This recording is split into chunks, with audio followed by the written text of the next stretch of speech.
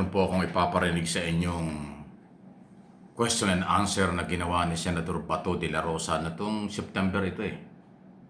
Parang sa third week yata na September to sa Blue Ribbon Committee. Kanya tinatanong dyan si Engineer Alcantara at saka si dating Undersecretary Bernardo tungkol dun sa pagkakasangkot umano ni Senador Joel Villanueva. Yun po yun eh. Pero meron akong ipaparinig sa inyo na kanyang sinabi na kakaiba. Hindi ko alam kung bakit niya itinaya yung kanyang posisyon tungkol dito. At dahil dyan, meron pong malaking development bago na nakakalipas pa lang ilang oras eh. Ito muna, pakinggan muna natin. Siya rin po ang kausap ni... Ayan. Kung kausap po niya si Senator Joel, hindi ko na po masundan yun, Mr. Chair. Nabanggit lang po niya yung problemang ganun, pero hindi po ako aware na gaano dun sa sinasabi niyang blood control.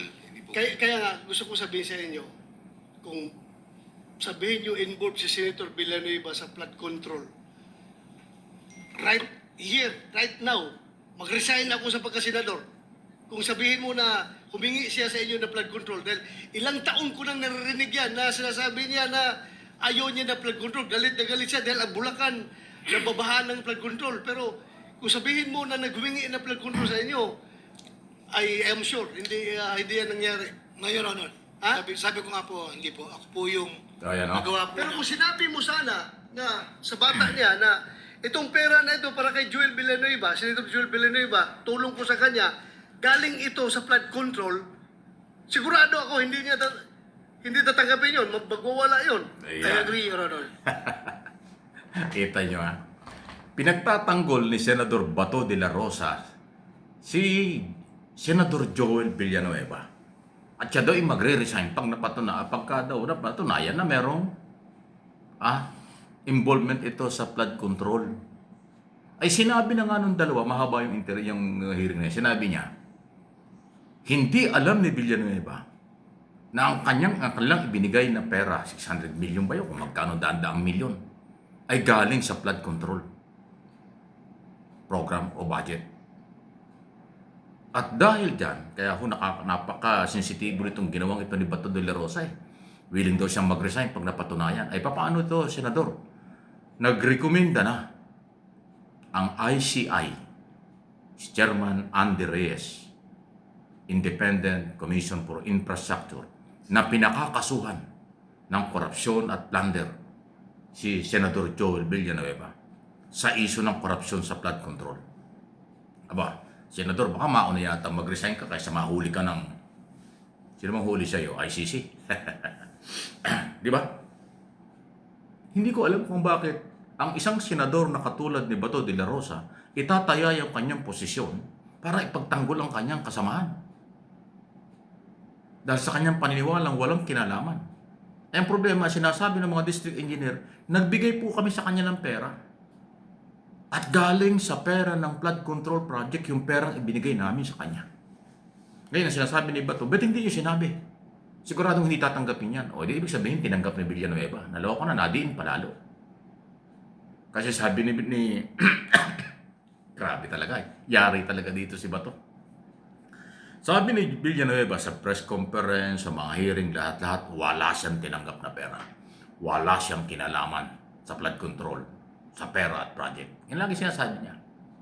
Tapos ngayon, ang sinasabi ni Bato, kung sinabi nyo na yung perang inyong ibinigay ay galing sa flood control, hindi yan tatanggapin ni Villanueva.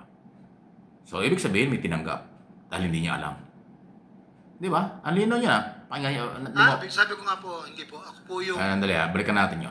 Mr. Chair, nabanggit lang po niya yung problemang ganun, pero hindi po ako aware na gaano dun sa sinasabi niyang No, inulit blood lang. control. Hindi po. Kaya nga, gusto ko sabihin sa inyo, kung sabihin nyo involved si Senator Villanueva sa flood control, Ulitin lang natin para malinaw. here, right now, Yan o. mag-resign ako sa pagkasenador. Ayan o. Kung sabihin mo na humingi siya sa inyo na flood control, dahil ilang taon ko nang naririnig yan na sinasabi niya na ayaw niya na flood control, galit na galit siya dahil ang Bulacan nababahan ng flood control. Pero kung sabihin mo na naghumingi na flood control sa inyo, I am sure, hindi yan nangyari. Mayor Honor, Ha? sabi ko nga po, hindi po. Ako po yung Nagawa po Pero na. kung sinabi mo sana na sa bata niya na itong pera na ito para kay Joel Villanueva, Senator Joel Villanueva, tulong ko sa kanya, galing ito sa flood control, sigurado ako hindi tatanggapin yun, magwawala yun. I agree, Your Honor. Kaya hindi ko po sinabi. Hindi ako didibisahan yung kasamahan ko, ha? I agree, Just Your to be honest with you, alam ko Hindi- yan, galit na galit siya sa flood control. Hindi pinsahan. Ayan ang maloko na. Hindi mo nga dinipinsahan, nilaglag mo. Kasi sinabi mo, kung sinabi nyo, ulitin ko, sinabi kanina, kung sinabi nyo na galing sa flood control program, yung budget na ibinigay nyo kay Villanueva, hindi niya tatanggapin. So, ibig sabihin, tumanggap pala. Yun ang lumalabas ngayon, tumanggap talaga si Villanueva. Kaya niya tinanggap, hindi niya alam galing sa flood control. So, yung pagtanggap na yun, parte ng korupsyon. So, tama yung ginawa ng ICC na siya i-rekomendang kasuhan kasi tumanggap pala ng pera galing sa mga district engineer. Sino ito? Engineer Alcantara at si Engineer Bernardo. Naloko na. So, hindi na isalba ni Bato de la Rosa si Joel Villanueva. Kasi after investigation ng ICI, nirekomenda na ang kasuhan. Naloko na. O paano yan, Bato? Pag napatunayan yan, mag-resign ka, Senador? Sabi mo, mag-resign ka malinaw na yung pera, kahit siyang galing, pera yan ng mamamayan. Bakit ibinigay at bakit tinanggap ng kampo ni Villanueva? Sa kahit anong pag-deny ni Villanueva, na wala siyang tinatanggap, lumabas dyan sa hearing na yan, meron tinanggap. Naloko na. Lalong napasama. Nang malasakit si Bato de la Rosa kay Joel Villanueva, pero sa kanyang pagtatanong in public, sa public hearing, lalong nakalaboso. At posible, sa aking opinion, posible na isa yan sa mga nakitang basihan ng ICI kung bakit inirekomenda ng kasuhan ng korupsyon at plunder si Villanueva, Senador. Dahil dyan sa pag-amin ni Alcantara at saka ho ni Yosek Bernardo. Kahit anong paglilihis at pagtatanggol ni Bato, hindi napaniwala ni Bato ang ICI na walang kinalaman si Villanueva. Hindi naman ho, ang pinag-usapan dito, sabi kasi ni Villanueva, hindi ka nakialam sa project. Ay, ang problema ikaw naman pala binigyan ng pera. Saan man galing yung pera, illegal yan. Kasi hindi yan dapat pamigay sa politiko. Yan ipang project. Bakit binigyan ka ng pera? Tapos sabi, wala akong kinalaman sa project. Wala akong kinalaman sa flood control. Galit ako dyan. Pero tumanggap ka rin ng pera. At yung pera yung galing pala doon. Kung hindi mo tinanggap, baka napagawa yung project. O di walang baha. Kaso tinanggap nga Ang palusot ni Bato mali. Delikado.